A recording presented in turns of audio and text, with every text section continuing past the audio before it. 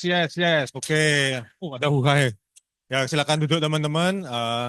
Thank you, C. Silvi udah ngundang saya datang hari ini. Thank you juga Ko Riki, ada teman-teman leader semua di sini. Thank you so much. Saya berteman sama David sudah cukup lama. Ketemu sama dia juga udah lama deh kayaknya. Kapan terakhir ketemu, Fit? Jangan jangan bilang di kereta pas di Barcelona. Enggak ya? Jadi kita di Barcelona waktu itu mau fly ke Milan, tahu-tahu lupa ada David di kereta gitu. Tapi anyway tadi ada videonya apa tuh? Madrid ya.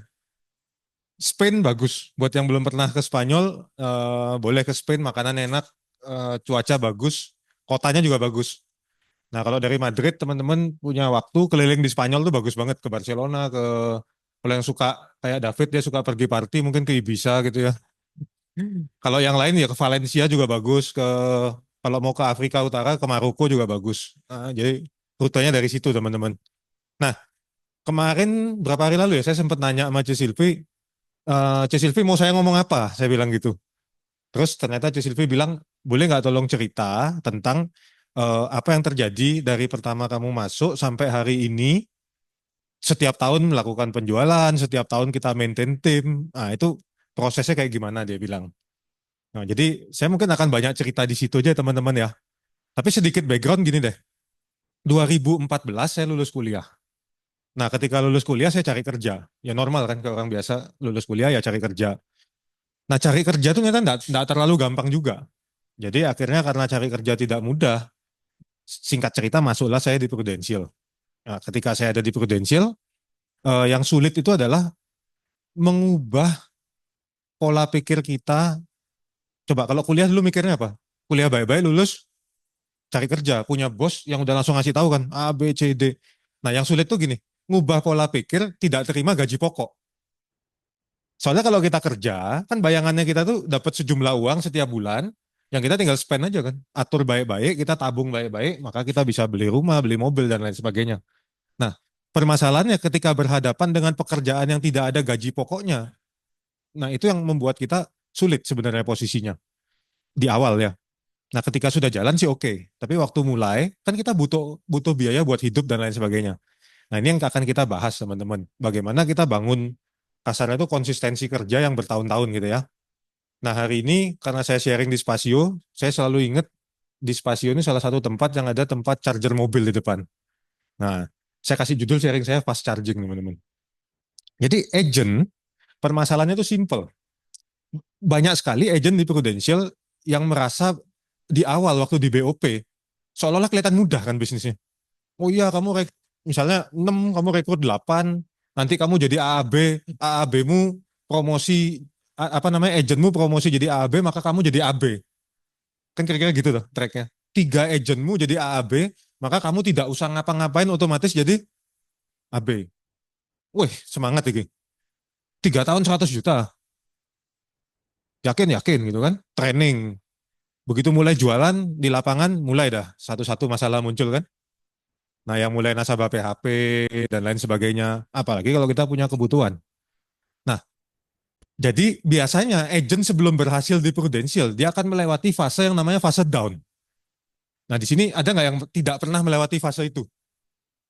Atau semua pernah? Minimal curhat sama leadernya. Kok ini aku nggak salah apa ya jadi agent Prudential nih kok? Kayaknya apa ya? Ya walaupun aku nih kurang rajin ibadah, tapi ya hukumannya nggak usah jadi agent juga lah kira-kira gitu kan. Nah, ekstrimnya ya. Apalagi yang rajin ibadah kan dia bilang, Tuhan aku ini salah apa? Udah rajin ibadah, rajin melayani, kok masih disuruh jadi agent kerjanya gitu. Nah, mungkin teman-teman pernah di titik teman-teman berpikir seperti itu. Saking sulitnya prospek, saking sulitnya dapat closingan. Nah, ketika sudah jadi leader, biasanya prospek udah bukan lagi masalah. Masalahnya teman-teman adalah bangun tim. Nah, berubah masalahnya sekarang. Prospek sih oke Win, udah hafal gitu caranya kan. Tapi ngurusin tim ini kok kayaknya setengah mati gitu. Nah, sampai mungkin teman-teman pernah juga putus asa jadi leader. Berpikir, apa aku ini bener ya jadi leader di Prudential? Kok kayaknya hidupku nih udah cukup rumit, ketambahan ngurus tim jadi tambah rumit gitu. Nah, mungkin ada leader yang seperti itu, tapi nggak di sini gitu lah ya. Nah, ketika orang masuk di fase down, apa yang membedakan orang yang berhasil dengan yang tidak? Itu pertanyaanku. Kan semua orang pasti down toh. Apa bedanya yang berhasil dan yang tidak? Artinya responnya yang membuat itu berubah kan. Contoh deh, kita kerja mungkin kayak David kan sudah lama ya. Kalau sama aku mungkin 12 tahun lah ya. Contoh, kan tidak setiap tahun kita tuh konsisten di level yang sama kadang-kadang kerja kan. Tahun ini beruntung, kerja sedikit rasanya hasilnya bagus. Tahun depan kerja setengah mati, hasil tidak sebagus tahun lalu. Itu akan terjadi kan sebenarnya. Nah, tapi setelah tak pelajari teman-teman, jadi agent itu atau leader di Prudential itu ada dua tipe. Kalau teman-teman punya mobil listrik itu chargernya kan ada dua macam, charger yang pelan sama charger yang cepat. Nah, leader juga begitu sama agent. Ada agent yang chargernya pelan, jadi kalau dia sudah down, bangkit lagi tuh belum tentu bisa mungkin. Atau kalau bisa pun butuh waktu berapa tahun misalnya. Tapi ada orang yang dengan cepat dia bisa tahu apa yang harus dilakuin. Nah, coba kita lihat contohnya gimana. Nah, agent-agent yang karakternya itu seperti slow charging, biasanya adalah agent-agent yang dia tuh nggak punya guidance apa ya, nggak punya tolak ukur. Leader-leader yang tidak punya tolak ukur. Tolak ukur itu apa? Misalnya, aku sebenarnya kerjain prudensialnya buat apa sih? Yang mau dikejar apa sih? Loh, mungkin teman-teman dengar kalimat ini sudah berkali-kali loh. Tapi kalau sudah 12 tahun jadi leader di prudensial, atau 11 tahun jadi leadernya di prudensial, kadang-kadang kita tuh juga bisa saking rutinnya loh ya. Saking rutin sekali sampai kita udah nggak tahu sebenarnya kita ngejar apa. Kita terjebak di rutinitas itu. Teman-teman misalnya nih, contoh, yang kerja di luar. Katakanlah tadi aku ngomong sama Cik Grace, dia punya suami orang bank kan. Loh, kalau orang sudah 15 tahun misalnya di bank, jangan-jangan sudah nggak punya goal loh hidupnya. Dia cuma rutin aja. Ya pokoknya aku bangun tidur, masuk bank, suruh cari klien, sore pulang. Tinggal tunggu bonus. Habis dapat bonus, ya udah dipakai happy-happy, dan lain sebagainya. Terus kayak begitu. Nah, ini yang membuat orang jadi lama ngecasnya, teman-teman. Karena dia nggak punya acuan, maunya apa. Prospek juga sama. Ditolak satu klien, apa yang membuat kita cepat move ke klien lain, atau kita merenungi klien yang menolak ini berhari-hari. Sebesar apa tujuanmu? Contoh, kalau kita punya tujuan ya, lolos MOC agent, cuman butuh 2 case per tahun. Nah, ditolak satu agent, satu nasabah. Loh ya wes, lama baliknya tuh. Waduh, kemarin sudah prospek susah-susah, ditolak ya. Padahal aku cuma butuh 2 tahun ini. Nggak balik-balik tuh teman-teman, mood kerjanya. Tapi kalau targetmu misalnya Star Club, Double Star Club, PCC, ditolak agent, ditolak nasabah satu, ya kamu punya waktu merenungkan berhari-hari. Targetmu terlalu besar untuk ngerenungin satu nasabah ini gitu loh. Jadi prinsip nomor satu, ini ingat-ingat, jangan sampai kita nggak punya guidance waktu kita nih kerja. Nomor dua, swing mood. Swing mood tuh kalau zaman dulu yang banyak swing mood tuh wanita. Zaman dulu ya. Tapi zaman sekarang agent-agent asuransi yang pria juga sering swing mood. Datang meeting leader saat moodnya. Ikut M2 S2 atau apa namanya acaranya nih Sabtu. Apa? Business day. Ikut business day juga. Saya kok tunggu mood kok. Nah aku nggak mood, ya sudah usah ikut dah. Kalau aku mood aja baru ikut dah. Suruh prospek sebentar kok. Kayaknya aku nggak mood prospek hari ini. Nah, setiap hari Rabu nah gitu loh. Kok nggak ada transferan tuh ke Prudential? Ya jangan bingung teman-teman. Prudential belum mood transfer kamu. Kayak kamu kerja saya ikuti moodmu, ya Prudential transfer kamu ya saat mood deh. Nah, bagaimana kalau Prudential jadi perusahaan yang swing mood? Kamu kerja bagus, saya transfer nanti aja dah kapan aku mood baru tak transfer. Kebayang? Yang bikin bisnis kita tidak bisa maju adalah swing mood. Kamu kerja ngikutin moodmu, bukan ngikutin goalmu. Beda loh kerja ngikutin mood sama ngikutin goal. Yang membawa kita keberhasilan mood kita apa goal kita? Kalau goal kita lebih gede dari mood kita, maka mood tuh bisa dikendaliin. Problemnya kenapa mood kita tidak terkendali? Karena goal kita tidak cukup besar untuk ngalahin mood kita yang naik turun. Ya, jadi seringkali kita ini lama sekali untuk ngecas ketika kita down karena kita ini ngikutin mood kita terlalu terlalu ngikutin mood kita lah istilahnya. Ketiga, kalau kita orangnya swing mood, secara tidak langsung pasti kita time managementnya nggak bagus. Karena apa? Ya kerjanya saat moodnya kita. Bagaimana orang yang kerja ngikutin moodnya dia bisa punya jadwal harian yang bagus? Nggak mungkin. Coba teman-teman tanya di sini kan yang awalnya pemerakarsa canvassing tuh Ko Ricky kan. Kira-kira kalau dia canvassing tuh ngikutin moodnya dia apa kayak sudah ada jadwal gitu loh. tak rasa ya, misalnya dia meskipun baru marahin anaknya di rumah ya, udah jadwalnya keluar ya dia keluar, tetap kan passing kan. Lah sama. Makanya hasilnya ngikutin kan akhirnya. Ya itu teman-teman. Jadi kalau time managementnya kita nggak bagus, terlalu banyak dipengaruhi mood, akhirnya kita nggak bisa konsisten setiap tahun. Nanti ngomong kayak gini, dulu waktu saya baru jadi agent, saya tuh ada tahun ganjil, ada tahun genap. Oh, kayak kayak lalu lintas di Jakarta ya, ganjil genap gitu ya. Setiap tahun genap, saya selalu dapat prestasi bagus. Tadi lihat ya, Star Club 2014, 2015 nggak dapat, 2016 dapat kan. Nah itu tahun ganjil genap. Nah, setiap tahun ganjil, itu prestasi masih nggak terlalu bagus. Cuman rookie misalnya gitu. Pokoknya kalau tahun genap Star Club, tahun nggak genap rookie gitu. Nah sampai satu titik, begitu pindah ke Surabaya, saya ngomong sama Ko Wibi, saya bilang sama dia, Ko nanti sabar ya Ko ya, saya ini ada tahun ganjil genap, saya bilang. Kalau tahun genap biasanya hasil lebih bagus dari tahun ganjil. Dia bilang masa kayak gitu? Lah tak ceritain sejarahnya kan. Dia bilang enggak lah itu karena pola kerjamu aja yang belum bagus, dia bilang katanya. Once kamu ketemu pola kerja yang baik, maka tahun ganjil genap nggak berlaku lagi harusnya dia bilang. Nah, ya itu yang tak buktiin teman-teman. Akhirnya ya kita bangun pola kerja dan lain sebagainya. Ternyata mitos ganjil genapnya bisa hilang gitu. Masih untung ganjil genap. Daripada nggak ganjil, nggak genap, nggak ada prestasinya kan lebih bahaya tuh ya. Tapi time management ini penting. Keempat, biasanya orang yang swing mood, yang time managementnya nggak jelas, suka ngajak temen. Temen satu agensi terutama. Kalau tim sendiri sudah tidak bisa dipengaruhi, timnya orang lain yang dipengaruhi. Mulailah kumpul, Prudential itu susah loh. Iya, aku prospek ditolak. Oh, sama aku prospek ditolak. Berarti wajar ya kita ditolak. Oh iya, memang susah market sekarang lagi lesu. Tapi di luar kan banyak yang closing, bener nggak? Ini, jadi kalau sudah time managementmu nggak bagus, nggak ada kegiatan, kebanyakan nganggur biasanya gosip. Nah, ketika gosip itu mulailah muncul pengaruh-pengaruh buruk masuk di situ. Dan akhirnya dampak nomor terakhir, secara finansial kita akan melemah. Bukan ngomong nggak punya loh ya, melemah. Artinya potensimu misalnya 10, tapi menghasilkannya cuma 3. Karena apa ya? Karena kesalahan ini. Dan ini kalau nggak segera keluar dari kondisi ini, yang ada kita beneran mati. Pasti nggak jadi agent lagi dah. Saran saya jangan dicoba, tapi kalau mau nyoba silakan. Cuman saran saya jangan, gitu ya. Nah, lalu pertanyaannya gimana cara kita untuk konsisten tiap tahun? Nah, kita harus punya kemampuan yang namanya fast charging, teman-teman. Down boleh, tapi tidak boleh lama-lama. Bukan nggak boleh down loh ya. Silakan kalau teman-teman butuh waktu untuk down, tapi harus ketemu dengan orang yang tepat yaitu leadermu dan tidak boleh lama-lama downnya. Karena kamu punya visi, kamu punya goal yang jauh lebih besar yang tunggu kamu dibanding moodmu. Jadi visi yang jelas itu akan bawa kita dari satu tempat ke tempat lain. Dari kehidupanmu yang sekarang ke kehidupanmu yang lebih baik. Masalahnya kalau ditanya, kamu berharap punya kehidupan yang seperti apa? Bisa ngejelasin nggak? Kan orang seringkali bilang nih, ngapain jadi agent? Iya, saya kepengen memperbaiki nasib, memperbaiki hidup. Benar nggak jawabannya gitu? Pertanyaannya, hidup seperti apa yang kamu memperbaiki?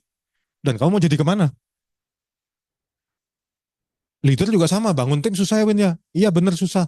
Terus ngapain kita susah-susah bangun tim terus? Sekali lagi, hidup dari mana, mau kemana yang kita mau bikin? Nah kalau pertanyaan ini tidak terjawab, teman-teman akan kalah sama kondisi.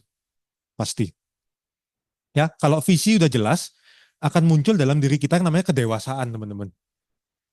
Ya, buat teman-teman yang sudah lama ya, ini buat yang baru, sorry agak rooming, ya saya tahu lah, WAB itu memang kelakuannya kan bikin leader yang darah rendah jadi naik darah gitu kan. Nah, ketawa mungkin benar gitu ya.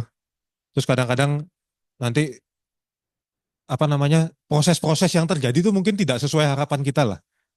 Tapi kalau kita punya visi yang jelas, kita akan cukup dewasa menyikapi ketidaksempurnaan seperti itu. Artinya ya namanya bisnis selalu ada problem, namanya bisnis selalu ada downslope itu apa yang ngomongnya, kayak lembahnya lah. Tapi ya kita akan jadi orang yang cukup dewasa untuk terus berjalan di tengah kondisi yang nggak gampang. Nah, orang dewasa adalah orang yang bisa mengatur waktunya dengan baik. Jadi time management itu muncul karena kamu cukup dewasa sebenarnya. Cukup dewasa untuk tidak emosian sama prudensial, tidak emosian sama leadermu, tidak emosian sama nasabahmu, tidak cepat kecewa. Nah, itu yang membuat kita punya time management bagus karena semangatnya muncul. Keempat, Kalau kita sudah bisa lakuin tiga yang di atas, pasti pengaruh yang kita bawa ketika ketemu orang di kantor, ketemu nasabah adalah pengaruh yang baik. Nah, contoh tadi si siapa David ditanya sama Ci Grace, ini training aku perlu ikut nggak? Oh, terus dia bilang ya ikutlah, kamu kan nggak ngapa-ngapain juga kan. Nah, itu contoh kasih pengaruh yang baik gitu ya, teman-teman ya. Nah, itu contoh. Kalau kalau kalau contoh pengaruh buruk ya wes nggak usah lah ngapain gitu-gitu kan gitu misalnya. Nah. Oh gitu ya. Nggak, tapi hati-hati teman-teman. Kadang tuh kita lihat ya, contoh kalau pas bacain produksi gitu ya. Lihat temenmu closing semua. Ekonomi sulit nih, tapi orang lain closing semua. Nggak lama apa yang terjadi? Kalau kita punya pemikiran yang baik, ikut closing loh. Ikut closing loh nggak lama.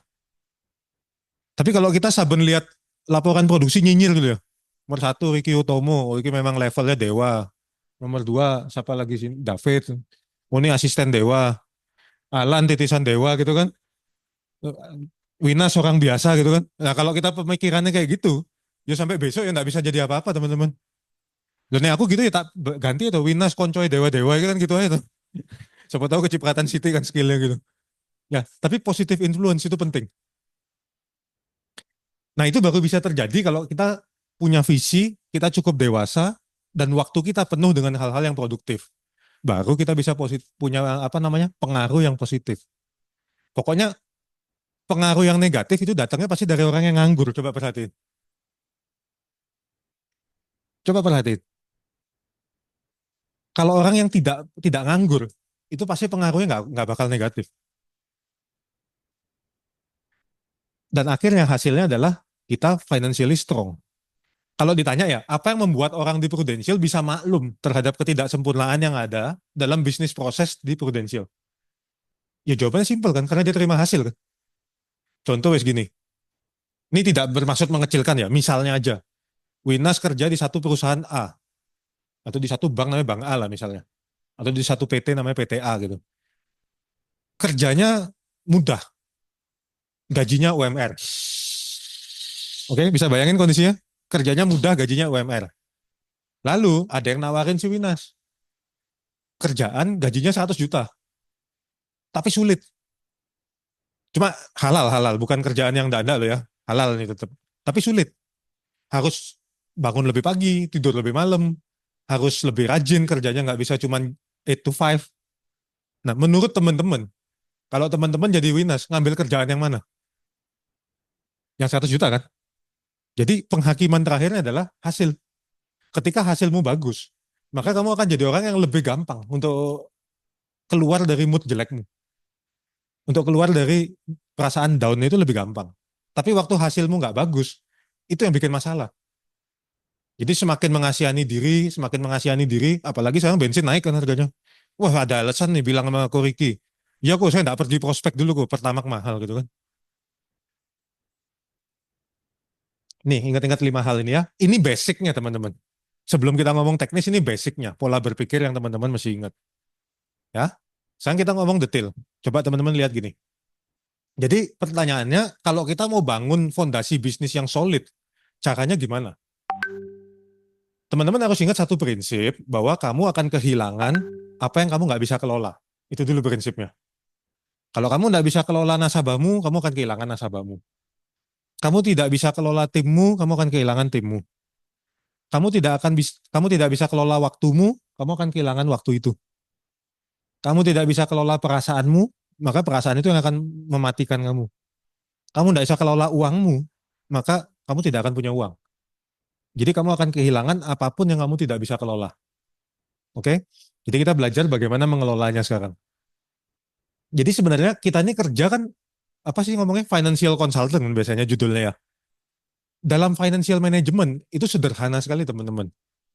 Ada pertanyaan dari Cisilvi itu gini, gimana caranya konsisten prospek bertahun-tahun? Nah, tak jawab sekarang pertanyaannya. Kita ini kan financial consultant.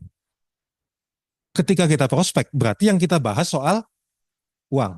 Betul nggak? Nah, sebelum kita masuk ke produk yang kita akan jual, kita harus terlebih dulu benerin pemikiran sahabat tentang uang. Cara mengelola keuangan cuma ada dua. Harus bisa menghitung pemasukan dan harus bisa menghitung pengeluaran. Benar nggak? Idealnya yang lebih besar yang mana? pemasukan dibanding pengeluaran. Kalau terbalik gimana? Boncos. Makanya pinjol laris ya.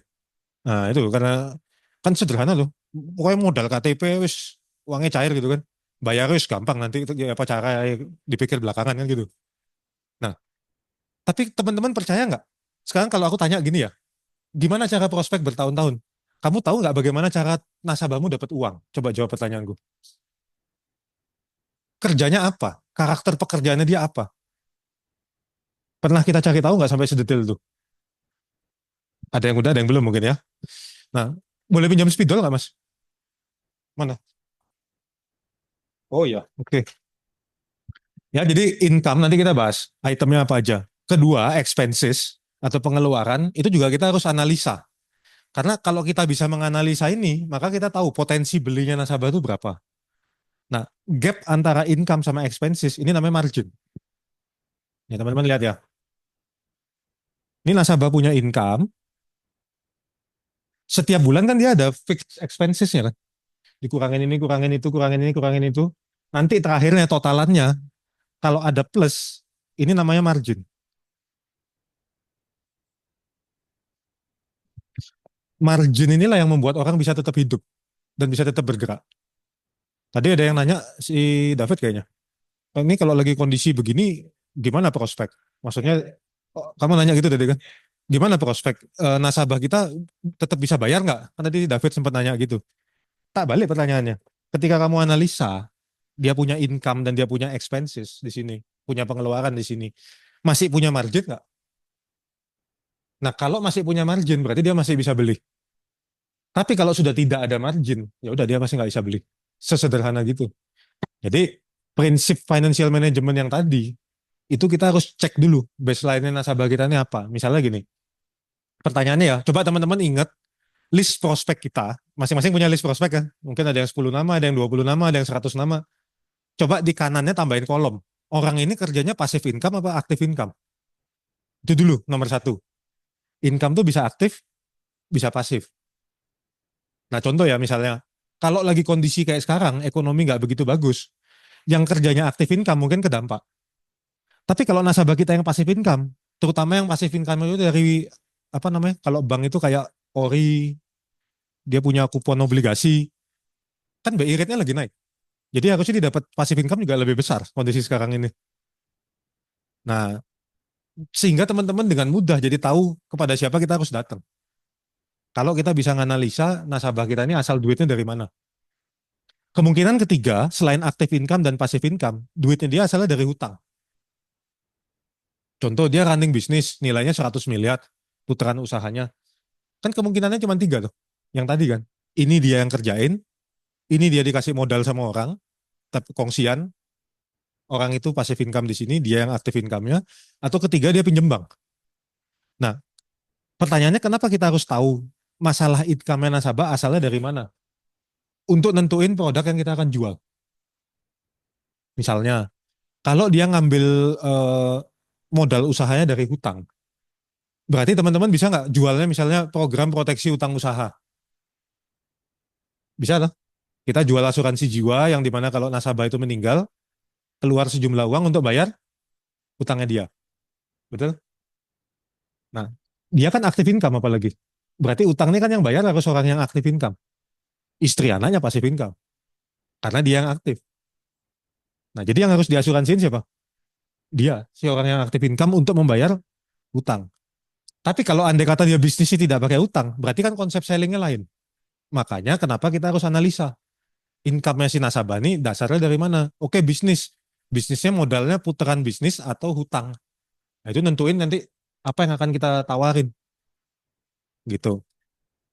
Kalau kita rekrut agent sama, kita lihat nih, sekarang agent yang baru bergabung itu, sebelumnya dia kerjaannya active income atau passive income. 90% orang sih active income sebenarnya. Mungkin cuma 10% bahkan kurang yang active income. Kemudian apakah si agent itu sekarang lagi ada bermasalah dengan hutang waktu join? Kalau dia lagi bermasalah dengan hutang atau tidak bermasalah lah, misalnya katakan dia punya fix utang yang harus dibayar kayak rumah, mobil, cenderung akan lebih semangat karena ada yang harus dia bayar kan. Tapi juga dia butuh waktu lebih panjang untuk mutusin kalau 100% di prudensial karena kan dia ada kewajiban yang harus dibayar. Nah, jadi kalau kita ngerti dasarnya orang tuh punya income-nya dari mana, kita jadi lebih maklum teman-teman. Kalau dia nunda atau dia berani ngambil, kita jadi lebih ngerti gitu loh. Nawarin angka gede juga kita berani kalau tahu income-nya kan. Coba tadi aku lupa cerita. Waktu baru jadi agent, ada temennya papa, tak prospek. Cerita tentang asuransi kesehatan. Karena di antara polis bank yang dia punya, tidak ada kesehatan. Nah akhirnya waktu cerita, singkat cerita dia bilang gini, tolong bikinin saya asuransi kesehatan yang terbaik di Prudential, adanya apa, saya mau yang itu. Zaman itu nggak ada PPH. PPH itu kartu yang hitam. Adanya itu kartu yang gambar kerang, bahkan sebelum warna merah. Namanya HS. Baru keluar plan H, kamar 2,5 juta per hari. Tak hitungin si Om itu preminya 5 juta intinya. Premi tambah saver tuh 5 juta. Tak tunjukin leaderku kan, koko sepupuku. Tak bilang, kok ini tak hitungin si Om itu, ternyata 5 juta loh gue 1 bulan. Ya udah apa-apa Win, kamu presentasi aja. Terus tak bilang, saya bikinin cadangan ya kok ya yang 1 jutaan sama yang 500 ribuan. Loh enggak usah kata koko saya. Dia minta yang terbaik kan. Nggak apa-apa lah kok saya siapin cadangan aja saya bilang.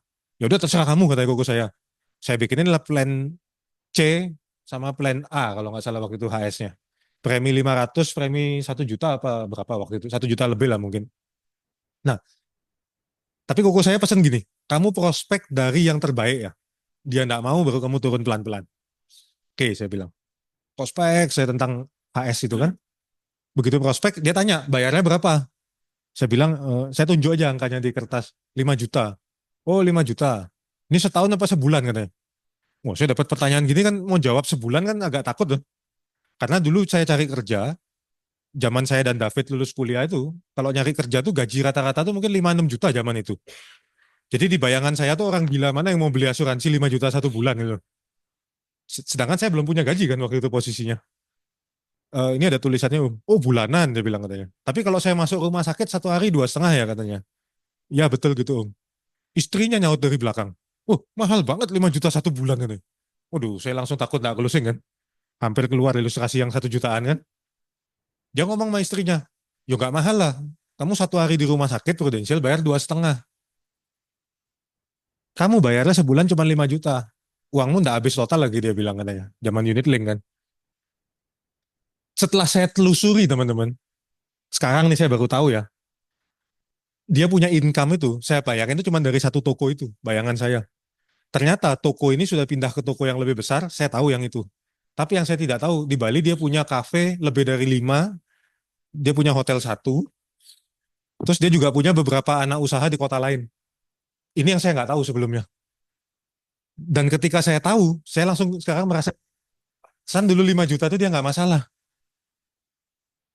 Dia bangun rumah di tengah kota Denpasar, di Renon tuh mungkin luas rumahnya sekitar 700 meteran lah, di tengah kota ya. Nah ketika teman-teman lihat gitu, 5 juta ada artinya nggak? Nggak ada artinya.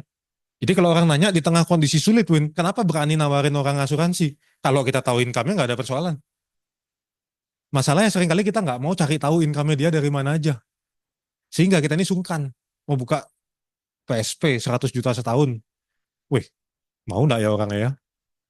Tadi Cik Grace nanya aku, nasabahmu beli PSP totalnya 500 juta tuh nggak apa-apa tau orangnya Win katanya. Loh ya nggak apa-apa Cik, uang itu uang kecil kok bagi dia, tak bilang. Bisnisnya ini, kapal LCT, tahu? LCT itu kapal tongkang yang ngangkut alat berat.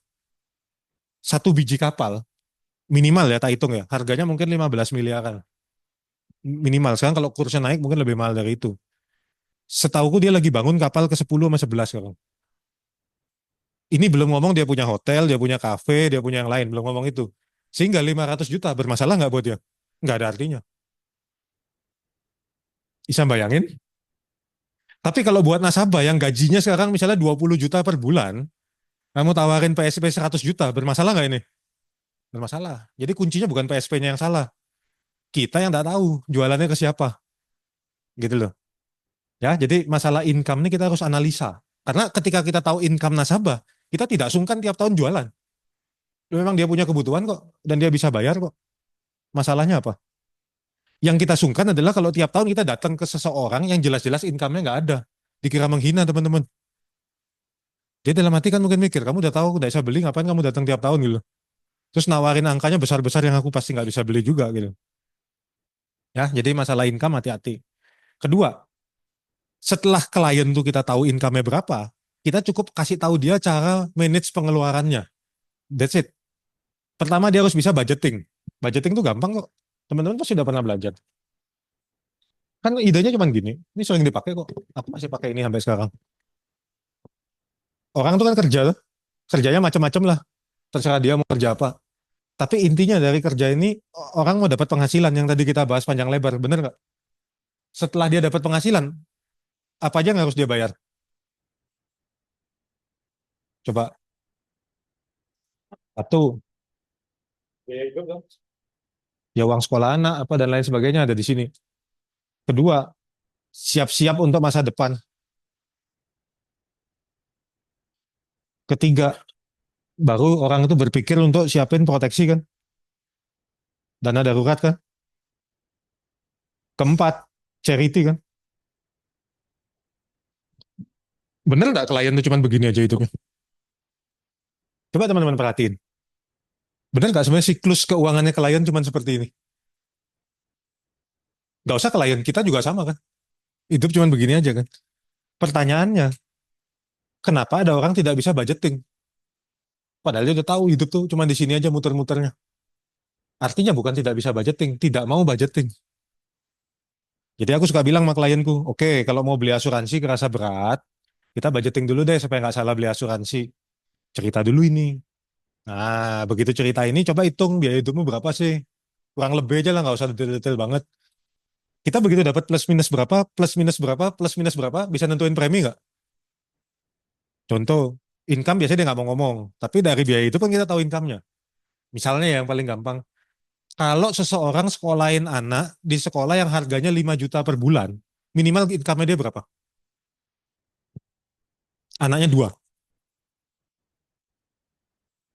ya mungkin sekitar 50.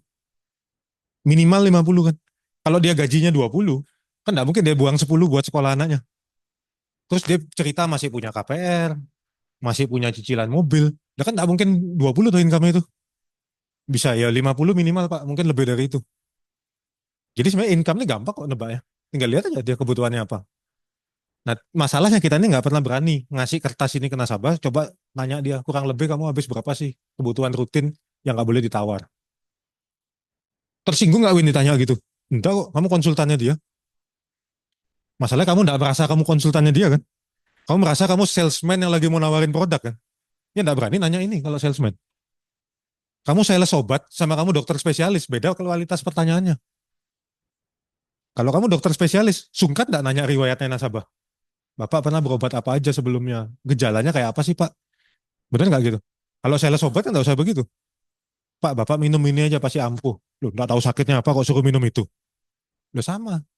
Agent kadang ya gitu, nggak tahu sakitnya apa, datang langsung suruh minum ini PSP bagus. Loh, ngapain aku beli PSP dia pikir kan? Ngapain aku beli Pro Future? Kasih tahu dulu sakitnya apa, baru kasih obatnya. Gitu ya. Jadi budgeting ini sesimpel bikin bagan ini aja. Kedua, dari bagan ini mana yang prioritas yang nggak bisa ditawar? Biaya hidup nggak bisa tawar. Biar bensin mahal, kamu nggak mungkin ganti jalan kaki. Tetap kamu naik mobil atau naik sepeda motor. Semahal-mahalnya bensinnya. Uang sekolah dinaikin misalnya. Bayar nggak? Bayar, bukan opsional. Pokoknya biaya hidup nggak bisa tawar. Persiapan masa depan bisa ditawar nggak? Beberapa orang mulai bisa nawar. Yang penting hidup dulu deh. Masa depan apa kata yang di atas. Terus yang di atas bilang, ya lu siapin loh. Oh, enak aja PKT gue kan gitu dia bilang kan. Terus ketiga, proteksi. Ini lebih ditawar lagi biasanya. Kalau charity tergantung agama. Kadang ada yang kenceng, ada yang suka enggak juga. Ya, tapi ini enggak terlalu. Biasanya yang saya lihat kesalahan terbesar waktu set prioritas adalah proteksi itu prioritas ketiga. Padahal harusnya proteksi ini prioritas setelah biaya hidup. Baru persiapan masa depan. Sebab apa? Logikanya gini. Kalau sekarang ya, kita ada resiko. Tiba-tiba sakit, tiba-tiba meninggal, tiba-tiba masuk rumah sakit. Income stop. Biaya hidup yang bayar siapa? Tabungan. Berarti persiapan masa depan. Uang yang harusnya buat nanti, akhirnya dipakai untuk sekarang. Permasalahannya tidak ada yang refill. Satu titik habis nggak persiapan masa depannya. Nah, ketika ini habis teman-teman, akhirnya gimana dia bisa hidup? Mulailah minta charity tapi dari orang lain. Mulailah datang ke saudara, ke teman, boleh tolong bantu nggak anakku sekolah dan lain sebagainya. Itu yang dialami kan? Teman-teman ingat tadi aku bilang margin, selisih antara income dengan pengeluaran. Sebenarnya ketika orang tuh beli asuransi, dia lagi bikin yang namanya margin dalam hidupnya. Coba kalau proteksi taruh nomor dua, ada risiko. Proteksi langsung cairin income. Asuransi sakit kritis misalnya, atau asuransi jiwa. Tetap hidup nggak? Tetap hidup. Tetap bisa nabung nggak buat masa depan? Itu namanya margin. Dan itu yang orang sering tidak sadar. Dia berani ngeredit, dia berani ngeredit rumah, dia berani ngeredit mobil, dia berani ngeredit handphone terbaru, tapi dia nggak punya margin. Margin itu namanya cash flow. Itu namanya arus kas. Nah, orang tuh sering kali menggampangkan, ya udah nggak apa-apa, incomeku besar, aku kredit bisa, tapi dia lupa cash flow-nya berapa. Makanya begitu ada krisis sedikit, sering kali dia minus, dia kejebak utang dan akhirnya dia nggak bisa keluar dari situ. Agent juga sama loh. Agent masalah juga ini, agent prudensial kalau gini-gini, orang prudensial tuh paling pintar cari duit, betul nggak? Wis pintar pokoknya cari duit, tapi nggak bisa ngatur keluar duitnya. Coba perhatiin, ya lah.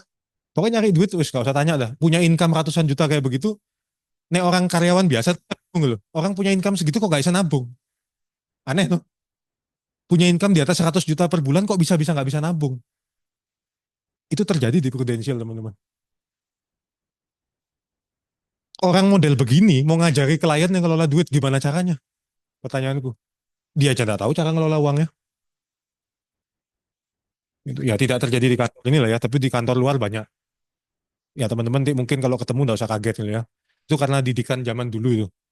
Semua utang aja. Kita dikejar macan, kita kerja semangat katanya. Yo, tapi kalau macannya lebih kenceng dari kamu ya dicaplok kamu kan gitu. Ya lah. Ya, jadi prioritas ini kita nggak boleh balik-balik. Kasih tahu klien kita, kalau kamu harus siapin masa depan dan proteksi, kamu harus pilih proteksi duluan. Tuh, nggak apa-apa tapi ngomong gitu. Nggak apa-apa, kamu konsultan. Kamu harus ingat, jati dirimu kamu konsultan. Kenapa? Supaya kalau ada apa-apa, minimal biaya hidup tuh aman. Dan kamu tetap bisa nabung buat masa depanmu. Jadi anakmu tetap bisa sekolah di sekolah yang kamu berharap dia sekolah di situ. Utangmu tetap bisa kamu bayar. Rumahmu bisa kamu lunasin. Betul nggak? Itu namanya margin yang tadi aku bilang. Ini yang orang sering meremehkan. Dia bilang, ya aku masih sehat kok, gampang lah nanti aja gitu. Nah, ini coba sampaikan ke klien teman-teman. Kalau klienmu paham konsep ini, harusnya dia akan dengan sukarela membeli asuransi setiap tahunnya. Kalau agentmu paham konsep ini, harusnya dia tidak akan takut menjual asuransi.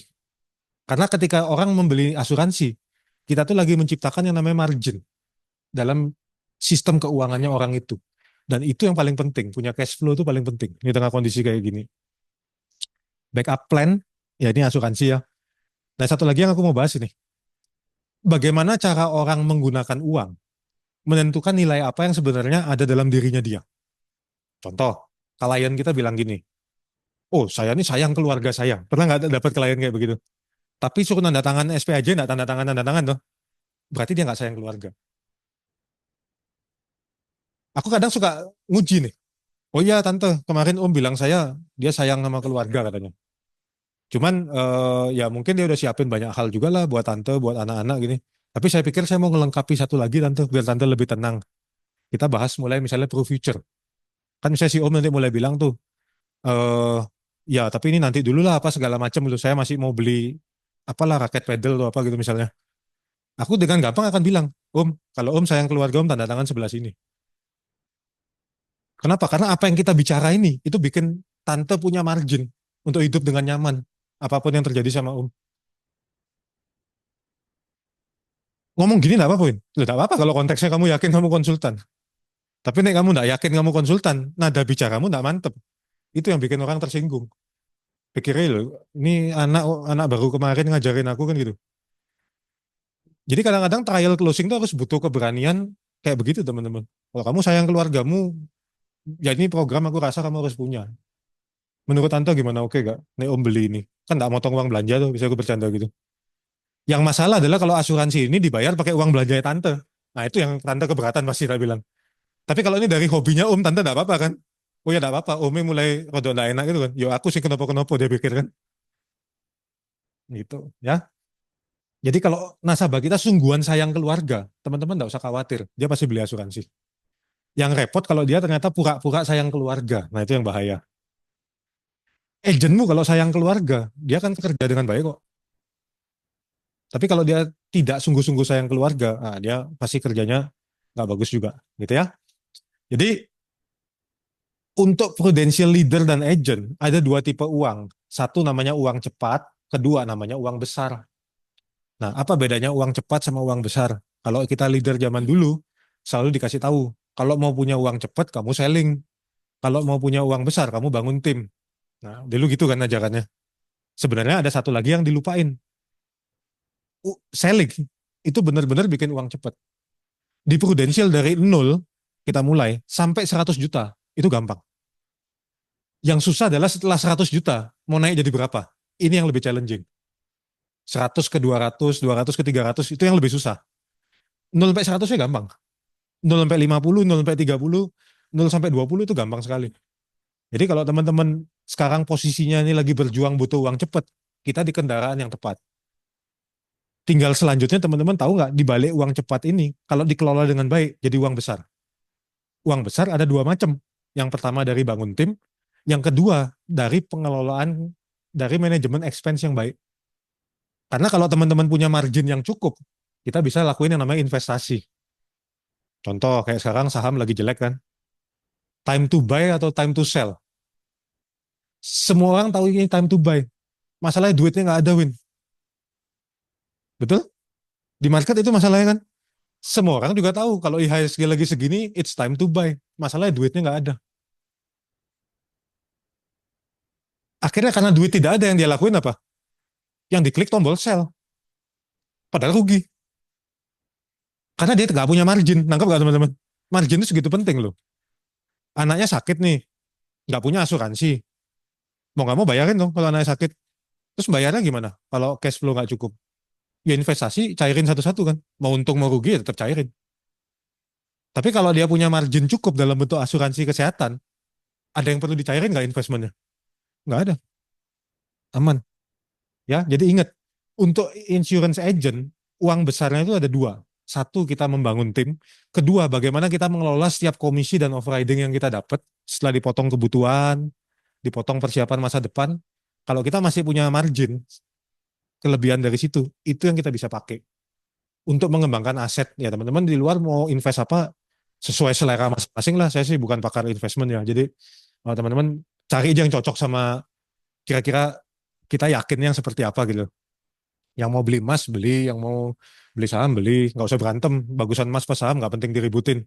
Atau uang masing-masing nggak saling beliin juga kan, gitu ya. Jadi terakhir nih, terakhir kesimpulannya teman-teman, kesimpulannya. Salah seorang pakar leadership namanya John C. Maxwell pernah bilang gini, orang yang pesimis itu dia selalu komplain, dia tuh selalu protes masalah anginnya itu arahnya kemana.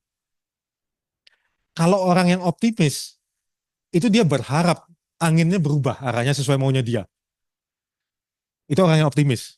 Jadi misalnya anginnya ke timur, dia mau ke barat, dia cuma berharap semoga angin itu bisa balik gitu kan. Tapi kalau seorang leader, leader itu adalah orang yang dia adjust. Kapal ini jalannya harus kemana. Oke, kalau anginnya ke situ, layarku tak kesiniin. Kapalku pasti tetap bisa jalan ke situ. Kalau anginnya ke sini kebetulan, ya udah searah. Nah itu leader. Dan teman-teman yang hari ini masih agent, ujungnya akan jadi leader. Poinku adalah satu, bisnis di Prudential tidak pernah mulus selalu. Pasti ada kerikil-kerikilnya. Kadang batu besar, kadang kerikil, kadang bolongan. Teman-teman boleh ingat kalimat ini. Orang yang pesimis adalah orang yang selalu cuma komplain aja. Ini angin kenapa sih nggak sesuai sama arah yang kita mau? Dikasih arahnya sesuai aja bisa jadi komplain kan? Dan teman-teman ingat, di Prudential banyak orang yang optimis. Yang cuma berharap nih, oh ya semoga angin berubah arah. Banyak. Ya semoga bulan depan lebih baik. Tapi nggak melakukan apa-apa. Dan teman-teman yang agent pun harus ingat, kita dilahirkan untuk jadi leader. Dan leader adalah orang yang punya kapasitas, punya kemampuan untuk ngubah arah layar kapal itu kemana, dan kapal itu mau berlayar kemana. Mungkin hari ini itu yang aku bisa bagi ke teman-teman. Thank you teman-teman.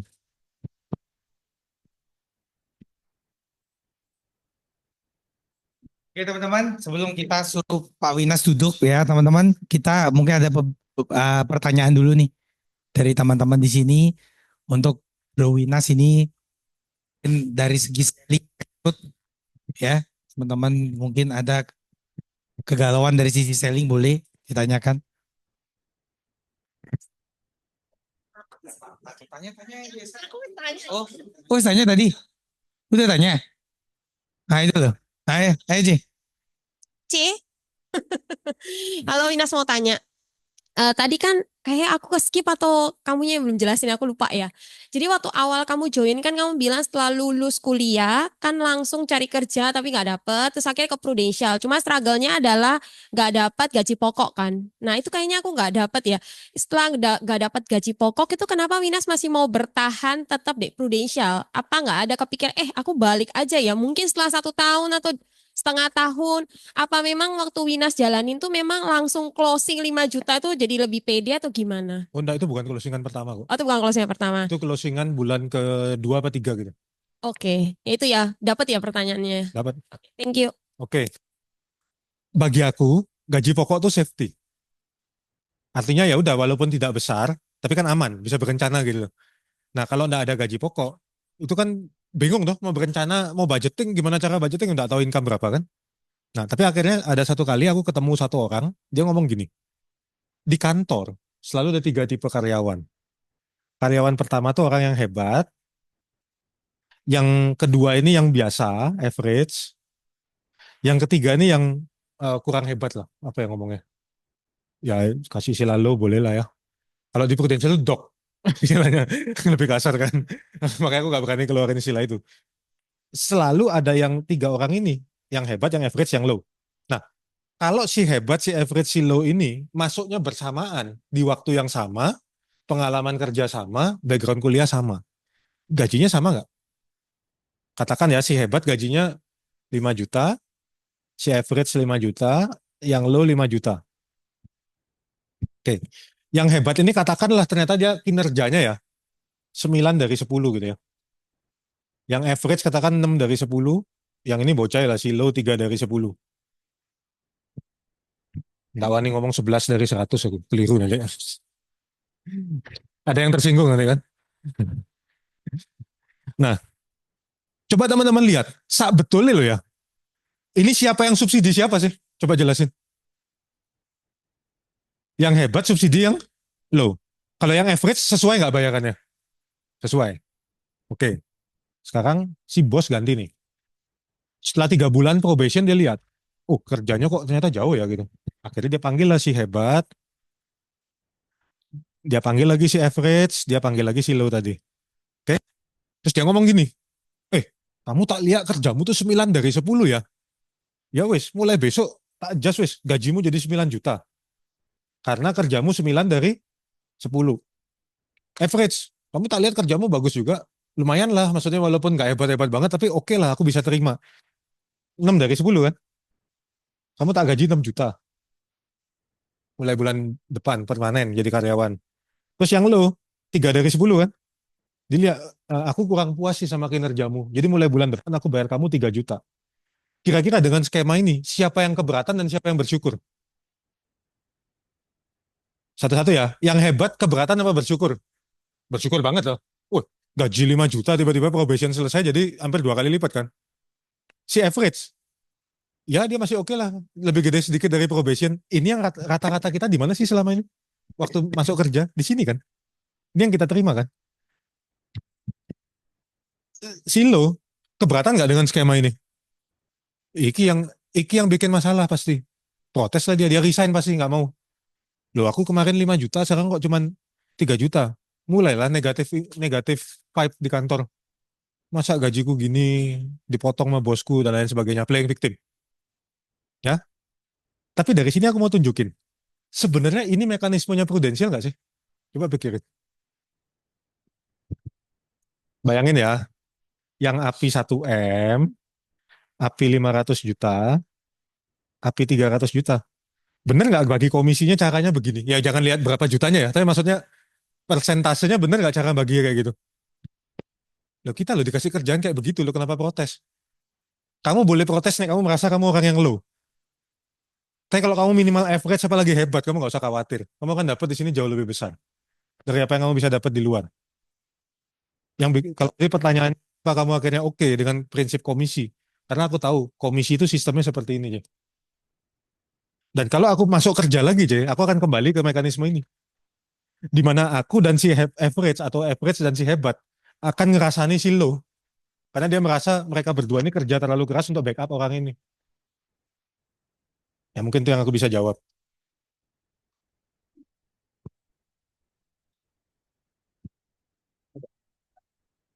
Ya, oke. Oh ya Dinda.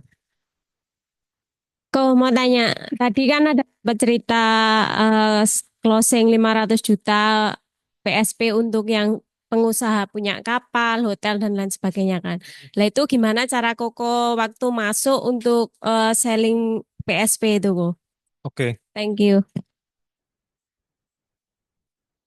Tadi pesanku apa? Kamu harus kenal income-nya nasabahmu dan harus tahu kurang lebih expenses dia berapa. Ya toh? Nggak pusat persis lah, kurang lebih aja. Kalau nggak bisa dapat pengeluaran, nggak apa-apa, yang penting tahu income-nya. Karena dari income-nya kan kita bisa lihat. Kira-kira kalau besar sekali ya cukup lah gitu kan. Nah satu, coba teman-teman berpikir sekarang. PSP ini apa kelebihannya? Coba tolong dijawab. Ya, PSP ini kalau orang udah sakit, diterima loh. Nah, terus apa lagi?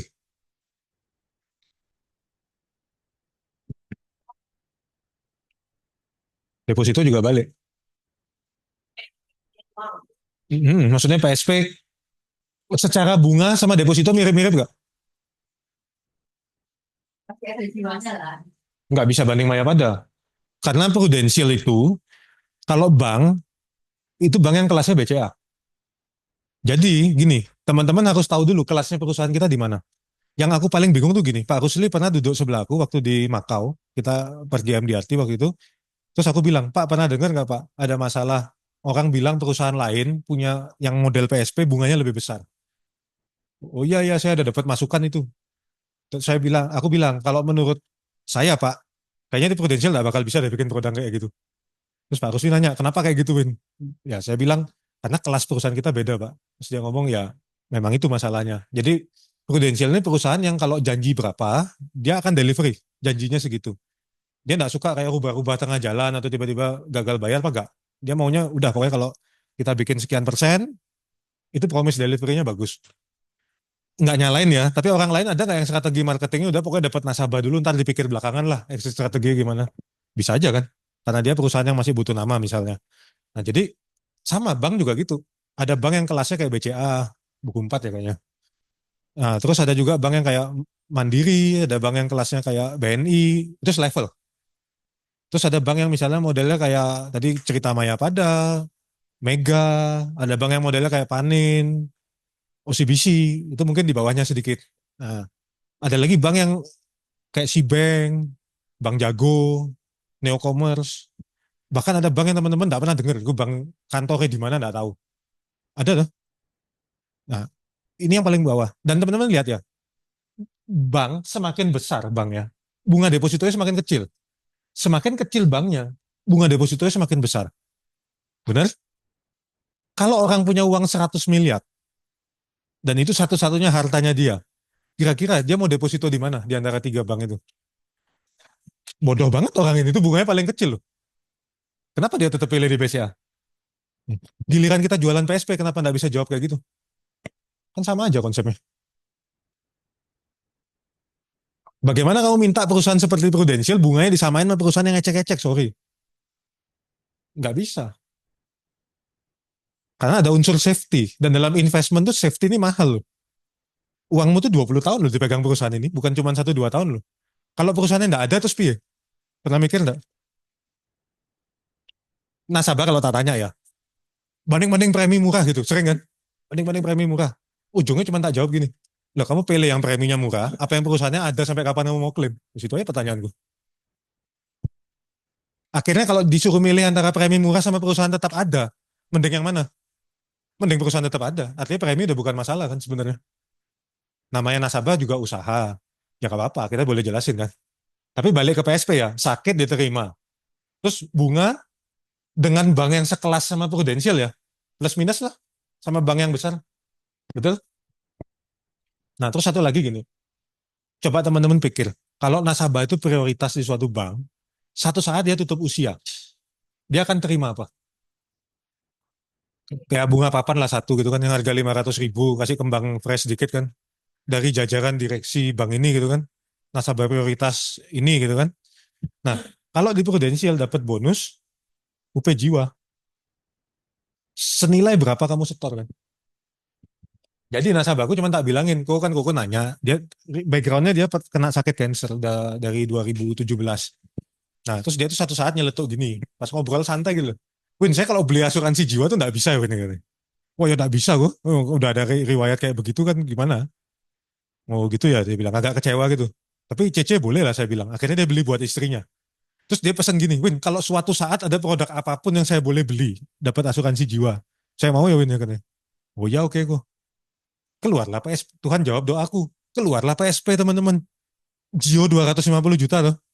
Dilihat-lihat produknya, ya masih oke lah. Cuman ya maksudnya kan secara investment tidak fantastis. Aku dapatlah hikmat yang nomor 3 ini. Jawabnya. Tak ceritain sama dia. Kok ini programnya kayak gini, gini, gini. Aku cerita kalau koko sehat, yang terjadi kayak gini. Bunganya biasa ya ini sebenarnya mirip-miripnya sama aku taruh di bank-bank besar, dia bilang. Ya sih kok, cuman ada plusnya satu yang bank nggak bisa kasih. Apa kata dia? Dengan kondisi Koko diterima. Punya asuransi jiwa, aku bilang. Berapa asuransi jiwanya? Ya kalau aku setor 250 ya dapat 250. Cilik ya Win ya. Ya lumayan lah aku daripada bunga papan satu biji kalau kita sampai ada apa-apa, aku bilang. Dari bank kan paling ngasih bunga, aku bilang. Prudential ngasih 250 juta ya lumayan lah. 1 M nggak bisa Win ya katanya. Nggak bisa kok sementara 250. Ya udah oke dia bilang katanya. Ini prosesnya beneran cuman kayak begini interviewnya teman-teman. Telepon. Ya udah tak proses terus sudah gitu kan. Nah, terus bulan Maret kemarin kan PSP ditambahin kan sama Prudential yang udah jadi 500 kan. Aku tuh udah ragu-ragu. Ada perasaan gitu loh. Ya masa orang baru buka tahun lalu tak telepon lagi gitu loh. Akhirnya ingat-ingat yang tadi aku bilang income itu, akhirnya aku pikir ya ini uang kecil lah buat dia. Tak telepon, kalau dia nggak mau nggak apa-apa. Tapi yang penting kan aku udah kasih tahu gitu loh. Jangan sampai dia dengar dari orang lain kan. Terus kalau waktu itu kan ngomongnya cuma sebulan tuh Maret tok. Tak pikir ya kalau bener cuma sebulan tok kan ya kasihan ya ternyata dia suka gitu loh. Tak telepon aku cerita lah apa adanya. Kok inget Juni tahun lalu kok ngambil program yang tabungan itu yang 6 kali nabung 250 juta. Oh ya inget-inget yang ada bonus asuransi jiwanya kan. Dia masih inget cerita bunga papan tuh dia masih inget. Nah, kok ini Prudential nawarin aja kok. Kalau Koko mau, ini boleh dimaksimalin 500. Menurut Koko gimana mau dimaksimalin nggak 500? Ya udah Win maksimalinnya 1 M nggak boleh Win ya. Nggak bisa kok 500. Ya udah oke dah maksimalin dulu 500. Kalau besok-besok boleh nambah lagi kasih tahu ya Win ya katanya. Oh ya oke kok. Satu titik ketemu aku sama dia. Tak tanya, Eko, nek boleh tahu ya kok ya. Koko tuh kenapa akhirnya mau ngambil ini? Padahal kan ya aku deposito juga bisa nawar bunga lah tak bilang. Ya karena aku udah sakit 7 tahun Win. Kalau ada apa-apa ya uang ini kan pasti cair juga. Asuransi jiwa maksudnya dia. Yang bank tidak bisa kasih aku. Dan sebenarnya aku nih tidak berpikir aku bisa dapat asuransi jiwa walaupun nilainya tidak besar menurut aku. Tapi ya lumayan lah 500 juta buat beli peti yang agak bagusan dia bilang. Dia bercanda gitu sama aku. Atau nggak buat milih arah makam arahnya kemana bisa ngadep laut atau ngadep gunung kan dia bilang katanya. Lumayan lah dia bercanda gitu sama aku. Dia tapi jangan cepet juga lah aku keluarnya. Ya aku juga maunya gitulah dia bilang. Kalau bisa 20 tahun aku nikmati semua lah uangnya dia bilang katanya. Cuman ya prinsipnya bagi dia yang bagus adalah bonus UP-nya itu. Kadang tuh kita ini kurang bersyukur teman-teman. Kok cuma 100 juta? Bayar 100 juta kan setahun. Kok cuma 100 juta bonusnya? Salah lagi katanya Prudential kan.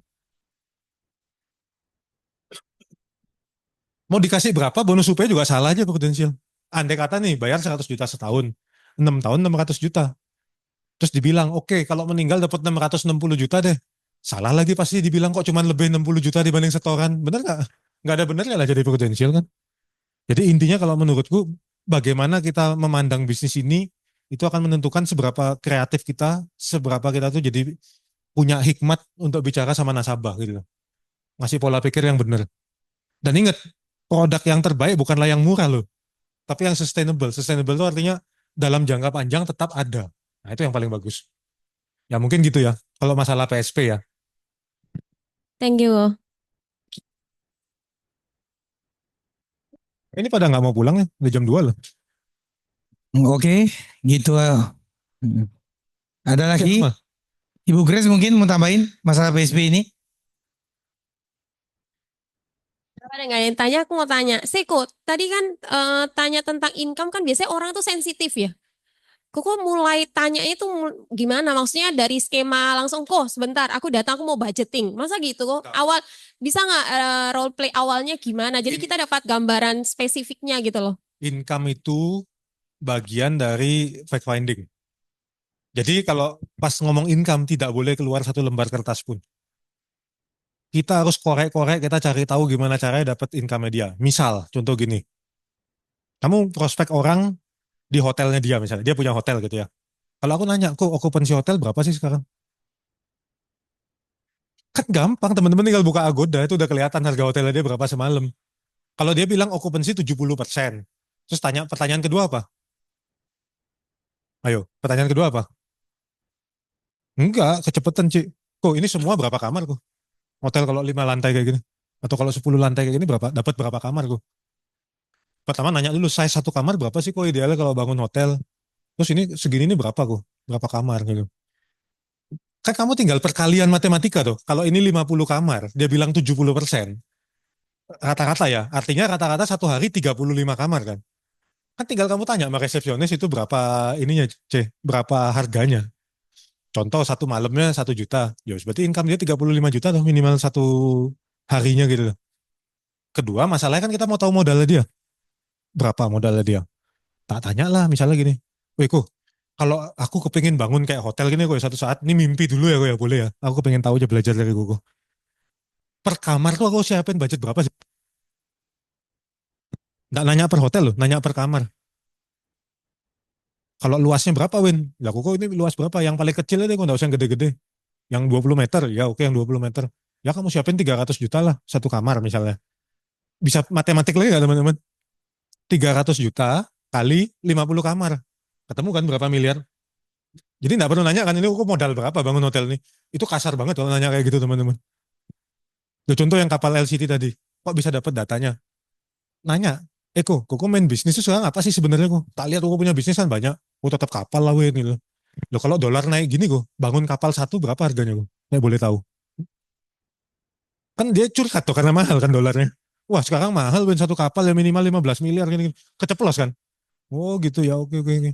Tapi kan ada yang nyewa tuh kok. Lah terus kok manajemen kapal itu gimana kok? Kok punya kapal sekarang ada 10 kok. Terus langsung aja nyeplos gitu kan kira-kira kan punya 10 mungkin. Oh enggak ada 10 lah yang udah operate 8 ini 3 lagi bangun dia bilang. Oh, berarti 11 kan yang punya. Isa Mbade nggak teman-teman ini berapa jadinya? Nah contoh kayak gitu ya. Yang susah itu kalau dia toko bangunan, itu yang susah ngitungnya. Tuku paku sama beli semen sak-sak sama beli pasir satu truk itu beda itu kan.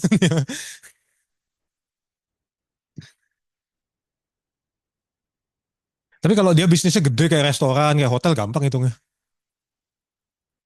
Restoran tinggal tanya, kok satu hari rata-rata average berapa yang masuk sini kok? Terus satu kepala gitu, ada nggak mereka spending 100-200 ribu di sini? Jadi begitu tahu itu kan tinggal kaliin aja. Nanti nih sudah lebih deket, baru aku nanya, kok kalau kita operate hotel zaman sekarang kok, potongannya Agoda berapa sih kok? Kan tak eliminasi dulu tuh. Oh Agoda 20%, berarti sisa 80% dari harga yang publish itu kan. Terus laundry segala macam tuh nututi nggak kok kalau 50%? Aku nggak nanya berapa, aku selalu ngasih angka. Keburu nggak kok kalau 50% buat bayar karyawan ini? Wah nggak keburu lah Win. Hotel lu tipis Win marginnya, kamu pikir gede? Enggak, paling 15%. Ngomong sendiri. Ngawur aja sih. Tapi ya masuk akal ya ngawur jangan. Cukup lah aku bayar karyawan sama operasionalnya 10% ya. Masih nggak cukup kan maksudnya. Ya kira-kira 60%, 70% cukup gak kok kalau buat bayar karyawan sama ini? Iya, santai fact finding. Jadi jangan ngeluarin kertas, cuman di kepala kan udah tak petain tuh. Nanti giliran aku presentasi aku ngomong, kok ini aku kira-kira aja kok ya. Katakanlah hotel aku nih kasarnya segini hasilnya misalnya. Nah kan ada pengeluaran ini. Ya, jadi ngomongnya tinggal gitu aja.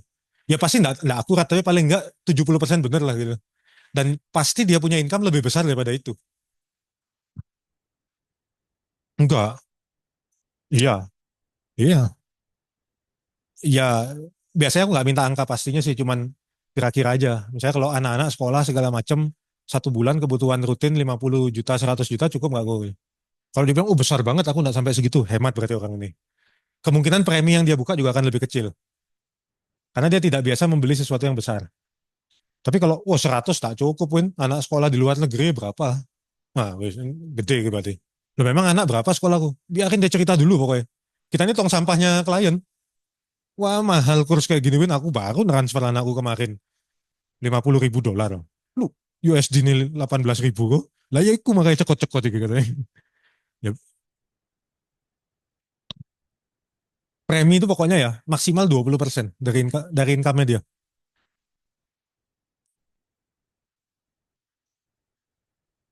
Ya 20 juta. Hmm. Maksimal. Kalau bisa 10, ini lebih aman. Artinya kalau maksimal tuh nggak harus sekali dimakan. Misalnya kalau dia resell bolak-balik tahun depan jualan lagi, ya hitung aja kalau masih ada upside-nya ya ambil aja gitu. Biasanya orang masih mau. Kalau udah di atas 20% umumnya orang udah nggak mau. Tahun gitu ada nasabah kan katanya kalau income-nya kita udah tahu, tiap tahun kita datang pun kan kita nggak worry kan. Nah itu biasanya datang lagi untuk reselling lagi bilangnya gimana? Nggak bilang apa-apa. Dari awal closing aku udah bilang. Misalnya, Cik Grace, ini kan Cece ngambil sama aku. Aku punya kewajiban melihara polisnya Cece. Nanti tahun depan aku datang update tentang kondisi polisnya Cece ya. Sekalian kalau Prudential ada update-update apa yang kira-kira bagus buat Cece, aku permisi info ya. Dari awal closing udah ngomong gini. Jadi tahun depan nih aku datang tinggal ngomong, Cece ada dari Surabaya nggak tanggal segini? Apa Win? Nggak, aku mau ngasih laporan tentang polisnya Cece. Welcome nggak nasabah? Ya datang, pas datang mari cerita polisnya Cece, nambah nambah manfaat tuh. Misalnya punya kesehatan, tahun depan aku datang cerita lagi masalah budgeting, nambah kritis. Tahun depan cerita lagi masalah budgeting, nambah jiwa. Ya apa aja bisa ditambah. Dan kalau balik ke sini ya, coba lihat.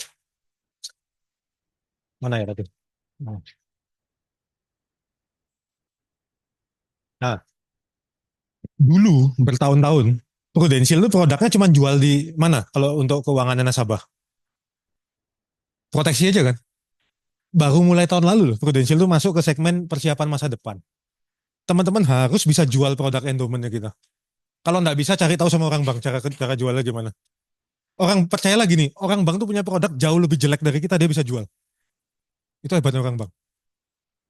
Jauh lebih jelek dari kita, dia bisa jual. Nah, ini produk yang enak. Kenapa enak? Teman-teman begitu prospek. Nggak ada judulnya underwriting nolak case-nya teman-teman. Satu itu. Kedua, klaimnya nggak ada investigasi-investigasian. Cuman produk endowment masuknya Jio kok, apa yang mau diinvestigasi? Teman-teman kalau bisa closing ini banyak, produk endowmentnya kita. Tidur nyenyak, makan enak. Klaim udah nggak pusing. Dikasih produk yang mudah, kenapa tidak dipelajari? Saya bingung komplain kurang 1-2% bunganya. Ya 1-2% itu komisimu tak kasih tahu. Enggak, nih kita komplain, bisa. Nasabah ditambahin, komisimu dipotong. Nah, tinggal gitu aja kan. Kasih cashback lagi. Ya. Cashbacknya lumayan loh, ya 8%. 8%. Ya. 8% itu gede loh teman-teman. Satu itu, ya. Iya. Nek 500 juta itu 40 juta teman-teman. Bisa DP mobil. Mobil biasa. Apanya? Ya, 50 juta. Kamu nggak usah hitung-hitung gitu, Fit. Loh, makanya maksudku tuh gini loh, perusahaan tuh bukan nggak bisa kasih, ya kalau kamu mau dikasih komisi 5% tahun pertama, 2,5% tahun kedua, bisa aja dia naikin bunganya. Kamu rela nggak teman-teman gitu loh masalahnya. Ya kalau tidak rela ya sudah diterima, atau nasabahmu juga nggak apa-apa kok gitu. Gitu ya.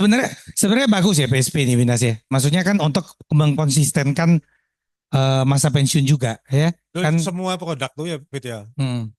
dibanding kita nggak bisa nabung ya bagus aja, Fit. Bagus, Oh, betul. judulnya kalau di tabunganmu nggak akan kekumpul kok. Betul, betul saya setuju ini Winas punya. Sering sekali saya ngomong ke nasabah pun juga ya. Maksudnya Cece bisa nggak konsisten tiap bulan 5 juta Nggak itu? usah nanya bisa konsisten apa enggak, Heeh. Fit. Cece lihat ya yang terjadi selama ini Cece punya tabungan tuh income Cece sama tabungan Cece. Menurut Cece terlalu besar atau terlalu kecil Nah, tabungannya? itu loh. Terus gitu aja Aku pertanyaannya gitu. tuh. Hmm. Nih, nggak mungkin lah dia jemput terlalu besar. Hmm. Terus kalau terlalu kecil gitu kan, wah ya aku nggak bisa nabung banyak-banyak lah Fit itu. Nah memang Cece evaluasi deh, ini lari kemana sih uang ini? Hmm. Kalau Cece punya cicilan ya, yang fix angkanya, yang membuat Cece punya uang, kan nggak jadi tuh liburan dan lain sebagainya yang nggak penting kan Betul. jadi nggak terlalu liburan tetap boleh, tapi kan nggak tiap weekend maksudnya gitu loh. Betul. Jadi PSP gitu, Fit, sebenarnya menolong kita untuk lebih disiplin aja. Betul. Gitu. Itu saya setuju yang itu ya. Jadi 20 tahun itu ya memang lama sih ya memang ya. 20 tahun. Perumahan juga belum jual ya, Nas? Mapan udah, Oh, sudah jual juga? udah. Mapan Ah. bagus, Karena dia tiga lebih kali bagus, dari lebih bagus Mapan daripada PSP kalau menurutku. karena dia 3 kali dari uang yang disetor ya, Nas Hmm? ya. Saya belum jual mapan juga, cuma katanya dari umur berapa bisa 3 kali lipat uangnya yang keluar ya. Yang paling Nanti tinggi hampir 5 kali lipat deh kayaknya. 5 kali lipat Kalau orang dari uang umur yang kita 20-an store. 5 kali lipat. Oh. Tapi sebenarnya sama aja sih, itu kan tergantung masa bayarmu. Ya, tapi kalau mulainya di usia 45 agak telat ya. Gak Oke. apa-apa daripada tidak. Oh. Oh ya, kan 55 udah selesai ya? Gitu ya. 55 selesai. Kan dia cuma 10 tahun. 10 tahun. Tetap Ya. aja, gak masalah kan. Dapatnya 1,4 kali lipat misalnya, ya memang nabungnya kan Ya. sebentar. Karena memang kalau produk asuransi ini enaknya apa ya? Kita kayak ya dipaksa buat nabung dan sebagainya. Soalnya kayak contoh ada mobil listrik, ya kan? Mau nggak mau kamu FOMO.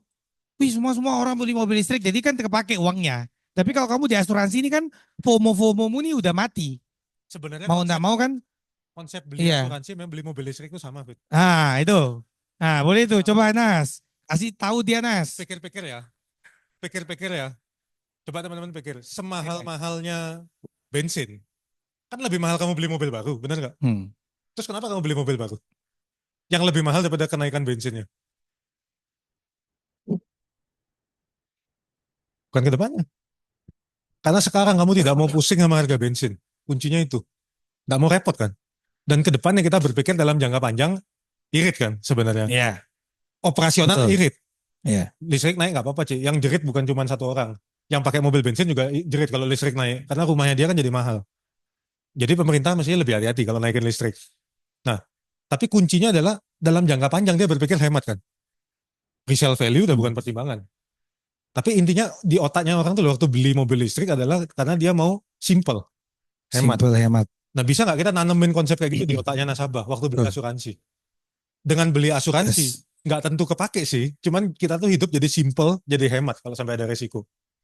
Nah kalau Iya. konsep itu masuk selesai dah, masih dibeli. Oke tadi cerita mapan ya. Iya, belum apa. Mapan tuh kan gampang tuh. Misalnya kamu umur berapa? Yang aku ingat deh, yang paling gampang umur 36. 36 sampai 45 misalnya. Ini dia nabung setahun 100 juta misalnya gitu ya. Nanti dari, sampai 55. Nah dari 55 sampai umur 75, ini dia terima sebulannya di sini jadi 200, setahunnya jadi 200 juta kan. 2 kali lipat lah. Wes, teman-teman kalau lihat kayak begini, kira-kira HO-nya apa? Wes, coba. Setor 100, kita tambahin keteranganku ya. Umurmu 36, setor 100 juta, sampai umur 55, 2M dong. Nah, terima 200 juta per tahun. Sampai umur 75, ini 5 ya. Plus ada bonus UP. Wes, kira-kira HO-nya apa? Gak usah jual dulu lah. Kira-kira aja HO-nya apa sih? Paling gitu-gitu aja kan. Ada yang kepikir HO-nya apa? Satu ya. Bayarnya lama banget Win, 20 tahun. Wes itu HO nomor 1. Sekarang tak tanya. Kamu kerja di perusahaan. Dipotong BPJS ketenaga kerjaan nggak? Pas pensiun boleh dicairin nggak? Oke. Nah, kamu dipotong BPJS-nya berapa tahun? Ya sampai pensiun. Kok nggak pernah protes? Sama aja kan? Satu. Kedua, akibat potongan bertahun-tahun tadi, kamu terima uang bertahun-tahun. Nih dipotong 5 tahun, di sini tak kasih 5 tahun. Di sini 20 tahun, sini tak kasih 20 tahun. Kan logikanya gitu. Nangkap? Jadi harusnya membayar lama ini bukan beban, karena ini kamu menabung. Masalahnya agent tuh belum ingat. Agent prudensial otaknya masih proteksi selalu yang dijual. Dia lupa bahwa ini produk tabungan. Pertanyaanku simpel. Kita ngajarin anak kita aja ya buat yang udah punya anak ya. Menabung tuh setiap kali apa sih kita harus nabung? Tiap terima duit. Artinya kalau kamu terus terima duit sampai umurmu 55, nabungnya sampai kapan? Siapa yang ngajarin setelah 5 tahun nggak usah nabung lagi? Kamu juga bisa ngajarin anakmu begitu kok. Kalau terima duit sampai umur 60, nabungnya sampai berapa? 60. Kerja sampai 70, nabungnya sampai berapa? Lah kamu suruh sampai 55 aja protes. Gimana anakmu bisa nurut? Iya toh? Iya apa iya? Kalau nggak di prudensial, tak tabung sendiri hal kedua. Terus tak simpen sendiri aja, Win. Aku kelola sendiri investasiku, gini. Dengan segala alasannya return lebih besar dan lain sebagainya. Gampang kok kalau aku jawabnya. Ya udah, kamu lihat mundurnya, kamu kerja udah berapa tahun? Coba kamu lihat tabunganmu sekarang. Wis menurutmu terlalu besar atau terlalu kecil setelah kamu evaluasi dibanding gajimu? Kenapa analisamu? Jawabannya pasti satu, karena tidak dipaksa.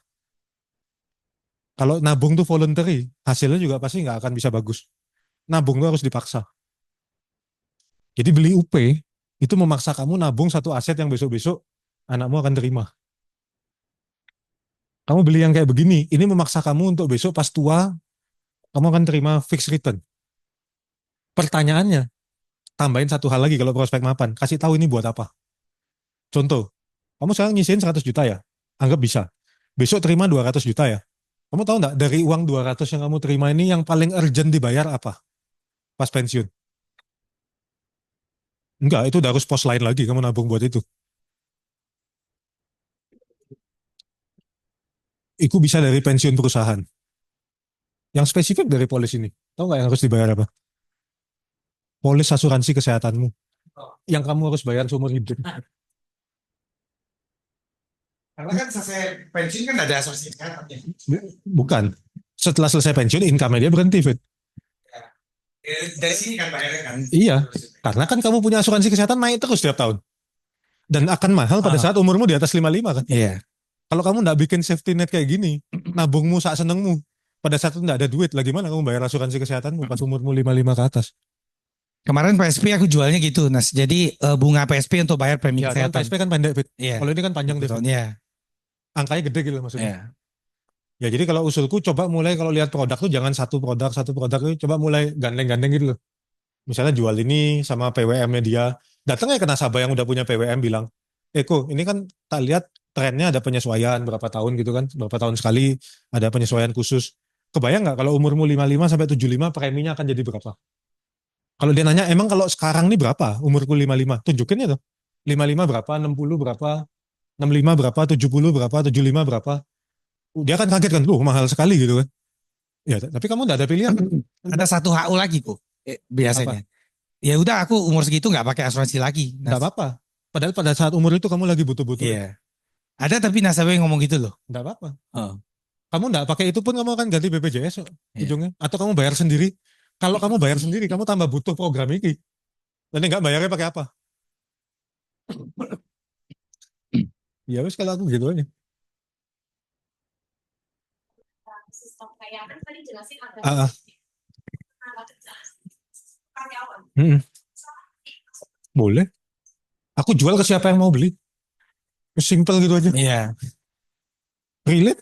Yang beli perumahan mah aku justru pebisnis. Dia beli sama istrinya iseng-iseng gara-gara dapat emas 1 gram gitu.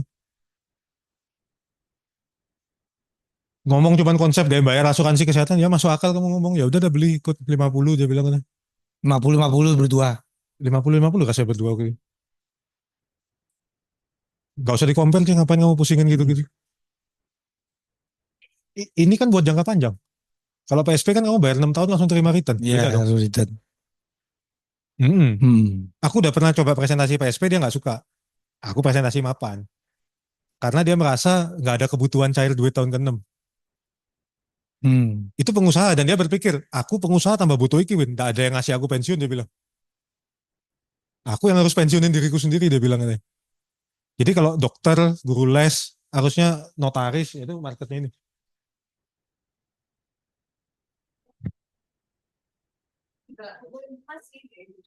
Ya enggak apa-apa dong. Iya, itu persis kayak mama mertuaku. Ben hari dilihat, oh ya mas itu naik segini, dihitung hartanya seberapa. Tak bilang mama, kamu dulu mah punya emas sak gitu tuh ya. Menurutku udah ada gunanya kok kata. Loh, udah ada berguna gimana Win? Kamu ngomong jangan sembarangan kata gitu. Lah dari dulu boleh lihat itu tak pernah kamu jual. Lah kamu mau beli mobil tinggal ngedol emas sak lempeng lah beres tinggal beli mobil. Nggak dijual kok eman emas ya kata. Lah terus ngapain kamu beli nih nggak bakal dijual? Artinya dia nabung emas silakan. Cuman pada kenyataannya semua orang yang megang emasnya nggak akan berani jual. Tak tanya coba gini deh, kenapa kamu nggak berani jual emas? Aku tanya gitu kan. Kenapa mama nggak berani jual emas? Aku tanya ke mertuaku. Dia bilang, nanti kalau naik lagi gimana Win? Lah kalau turun gimana mah? Ya apa-apa, aku beli ini harga murah banget kok katanya. Kan nggak mungkin turun segitu dia bilang katanya. Lah terus naik mikirnya gitu terus ya nggak kepake mah. Jadi warisan mas ya aku bilang. Maksudku tuh aku mengencourage dia kamu pakai aja sudah umur segini ya mau ngapain lagi gitu loh. Ya papa mau beli mobil ya sudah belilah maksudku kan punya duit kok. Maksudnya Winas tuh kalau udah tua gitu kan harusnya dipakai aja untuk Iya, nikmati. saya eman fit. Kecuali kalau kamu masih muda. Kamu mau Ya masih muda investasi. kita simpan kan. Iya. Nah, cuman aku tadi jawab pertanyaan itu kalau orang bilang emas gimana? Orang yang beli emas tidak akan mau jual emasnya. Tak kasih tahu itu aja. Karena bagi dia ya, orang dulu tuh mikirnya ya, kalau jual emas tuh hidupmu susah banget sampai kamu harus jual emas. Iya. Sampai Kecuali terburuk sekali baru jual emas. kecuali kamu jual emas untuk beli aset itu mungkin. Beli tanah, emasku tak jual beli tanah itu masih mungkin. Iya. Nah, untuk bayar premi nggak mungkin. Nggak mungkin kalau untuk bayar premi. Ini psikis ya. Boleh dites kalau nggak percaya. Oh ya, Ai kumpulin aja emas. Ai pernah jual emas ya selama ini. Nah terus Ai nggak pernah jual ngapain Ai kumpulin? Yo eman-eman. Tak usahain aja dari incomeku. Lalu kok Ai bayar premi gimana? Itu berat. Daripada Ai nggak tega jual emasnya Ai, mending beli iki Ai. Pasti Ai tega keluarkan uangnya. Jadi beli emas tuh problemnya cuma nggak tega jual. Untung-untung cuma nggak tega jual aja. Gitu. Tapi sekarang lagi turun nih, boleh belilah.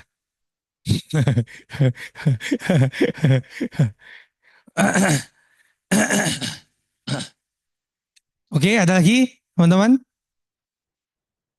Ibu Grace, ada lagi? Cukup? Ada lagi? C? Sudah? Oke bro, ada mungkin satu kata patah.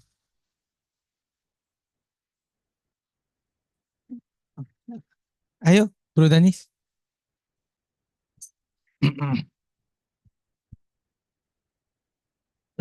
Kenapa? Iya, sini. Bro, sorry ya, Bapak Riki Utomonya lagi jalan-jalan, bro. Ya. Oke. Ke ini toh, Jepang. Oh, Jepang. Kan yang itu loh, startup Yes. dan yang Yang health.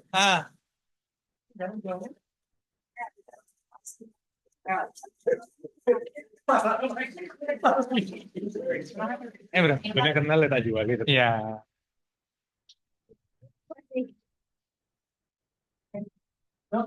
Satu, dua, tiga. Lagi satu, dua, tiga. Oke. Oke, bro. Thank you, bro. Apa? Pikirnya dia ngajak anaknya pergi. Masa itu, Bos?